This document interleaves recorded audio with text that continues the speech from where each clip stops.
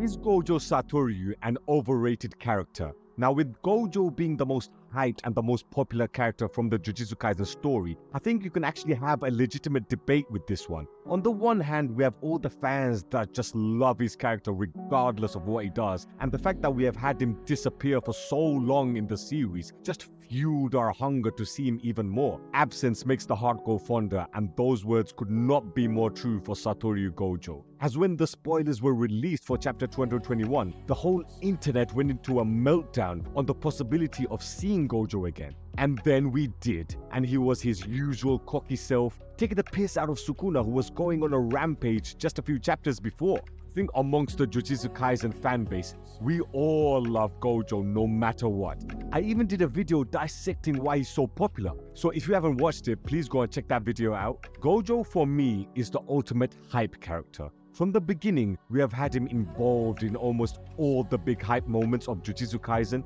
From episode 2, we had him clash with Sukuna, which has now built up the ultimate fight in possibly anime history in Gojo versus full-powered Sukuna. Episode 7, we had him show off his Infinity Void as well as his fighting abilities. Episode 20, we had him unleash Hollow Purple, which was the first Dragon Ball Z style attack in the series so far. We had the Gojo Past arc, which showed how Gojo became the character he is today in terms of his fighting abilities, as well as him as a person on where his morals stand. In the Shibuya Incident arc in chapter 89, we see him at his peak, protecting all the non-sorcerers, as well as fighting all the transfigured humans, as well as Chozo, Hanami, and Jogo. And he made it look easy as well. And finally, in chapter 221, where he made his return, he was insulting all the main antagonists, including Kenjaku and Sukuna. He actually stole Sukuna's thunder here. He made him look like a chump in the way he was talking to him. I just listed these moments, which all happened to also be all the big hype moments within the story.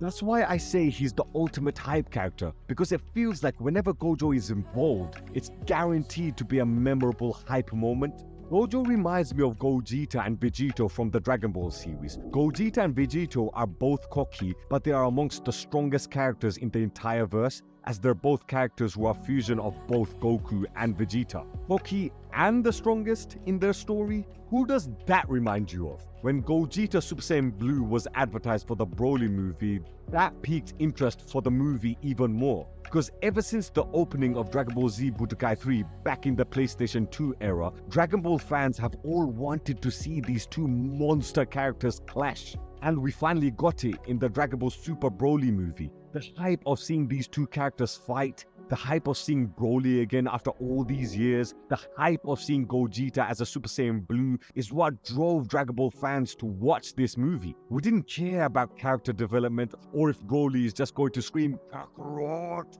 the whole movie. We just wanted to see these two characters fight. That is the definition of hype. The fight between Gojo and Sukuna has been hyped up ever since they clashed in episode 2, very similar to Gogeta and Broly in the Dragon Ball Budokai 3 opening. It's the tease of a mega hype fight that can potentially occur, which gets the fans coming back for the story and to see the progression of that story. Now, just because a character is hype, does that make him overrated? Is there more substance to the hype, or is it just hype? Is Gojo more than this? That is what I'm trying to say. Have we just relegated Gojo into a hype character, which can make the argument of him being overrated, or is there more to the character than meets the six eyes?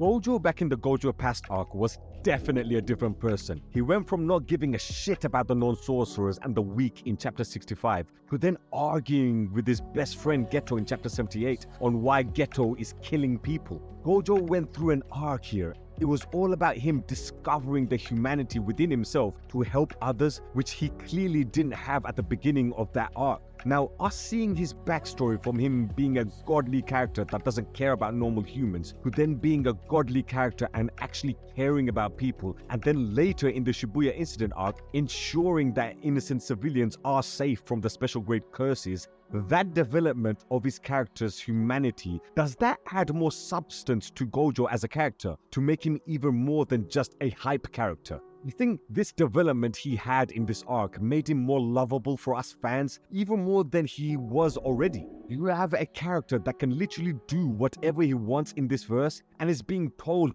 constantly on how great and powerful he is. Look at chapter 78. Geto, who now sees Gojo as an enemy, still says to Gojo that he can do the impossible in killing all the non-sorcerers in order to have a sorcerer-only world. Even Gojo's enemies tell him how great he is. Gojo himself knows that he is the strongest when he declared to Toji in chapter 75 that he alone is the honored one. So you would think someone like this, with receiving so much praise and knowing themselves how strong they are, would be the most egotistical, arrogant character you can ever find. And to be fair, he was at the beginning of this arc, but he then learned how to be compassionate and to care for people as he did for Riko, taking her out on trips, not sleeping for an entire day in case an assassin comes in and tries to kill Riko, potentially wanting to kill the members of the Time Vessel Association, all because they were laughing at her death. He grew into a caring person through this arc. So clearly there is more depth to the hype regarding Gojo,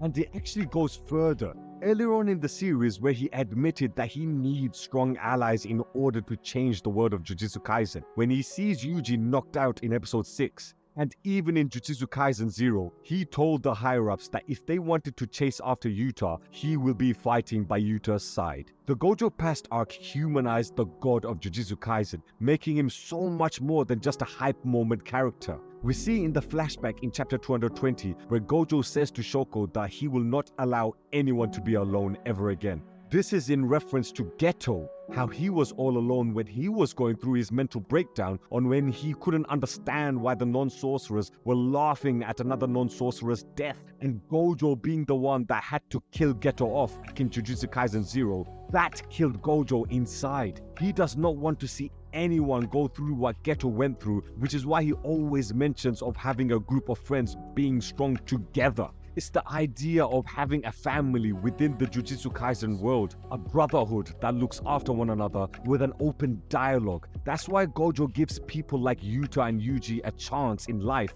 when many others, such as the Jujutsu higher-ups, who would rather have them dead than alive, thinking they're more trouble than anything else. That's why he protected both of them against the higher-ups. He has learned all that during the Gojo Past arc, and we see why he's so protective over his students after he had Riko dead in his arms. But is he still overrated despite clearly having character depth in his motivations in protecting his students and changing the infrastructure of the Jujutsu Kaisen world? Well, you can make the argument that him being the savior of this series, like how he always makes the last minute saves, can add to the argument of him being overrated. It's exactly like Goku and Luffy, where we just stall the main villain until Luffy or Goku show up to defeat the bad guy. That same last-minute hero type of story is there with Jujutsu Kaisen and Gojo. Just we love the character with all his hype moments and character development in the Gojo Past arc. Is he also a detriment to the overall story? Having such an overpowered character can get fans believing that the story doesn't matter until Gojo comes in. I have seen it with my own eyes in that people only care if Gojo is part of the story. Literally, when it comes to Jujutsu Kaisen, Gojo is the talk of the town. Whether it's his ridiculous powers or whether it's the animation in his eyes, it's the Gojo show. And that can make the character be overrated, but I think this is where the argument changes. I feel that there is a potential of over-reliance on Gojo, even though he has been missing for a majority of the story. It's not whether he's overrated or not, is the Jujutsu Kaisen story being over-reliant on the character of Gojo Satoru. Are the other characters strong enough to carry the series? I believe there are characters like Sukuna, Yuji, Kenjaku, Maki, Megumi, all great characters, but when Gojo comes in, he overshadows everyone. Even in chapter 221, it felt like he overshadowed Sukuna, who is easily top 3 in the most popular characters in Jujutsu Kaisen. See, even amongst popular characters, Gojo shines above all else. Gojo was trending all over Twitter. He literally broke the internet when he returned. Gojo for me is not overrated. He has the same aura as Shanks from One Piece. Whenever both characters are on screen, the fans are all on the edge of their seats waiting to see what they will do. It's the hype of the potential fights that they will do because they're so overpowered, but also the wisdom and intelligence of these characters that we want to hear what their plans are and what they will say to the rest of the characters in a situation which is dire. Like now that Gojo is released, and I'm recording this video after chapter 221, and the fight between Sukuna and Gojo is occurring, by the way. So for me, I want to see what Gojo will say to everyone else regarding this situation. I want to see him rallying the troops, even if it's in a mini flashback during the fight between Gojo and Sukuna. I want to hear his opinions on the new laws that the Jujutsu higher-ups have placed, with one of them being a criminal sentence for the release of Satoru Gojo. It's like in One Piece, whenever an arc finishes, you see an update of the bounties and you are excited to see all the characters react to the latest news and the bounty updates. These are all hype moments because we will then see what moves certain characters will do after seeing the latest developments within the world.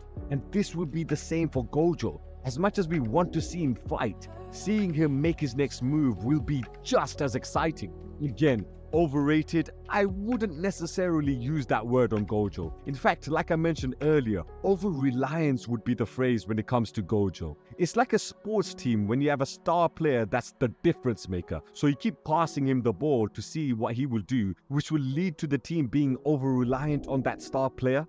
Gojo has that same aura about him. He is that star man for Jujutsu Kaisen. But I want to now go to you guys. I'm really interested in hearing your opinions on this. Is Gojo Satoru an overrated character? And if he is, why do you think that is? And also, do you feel there is an over-reliance in Gojo in terms of gaining interest within the fan base? If Gojo was locked away forever, would characters like Yuji, Yuta, and Maki have a chance to shine? Or did Gojo steal their thunder? Please let me know in the comments down below. And of course, don't forget to subscribe to the Shaman Tribe.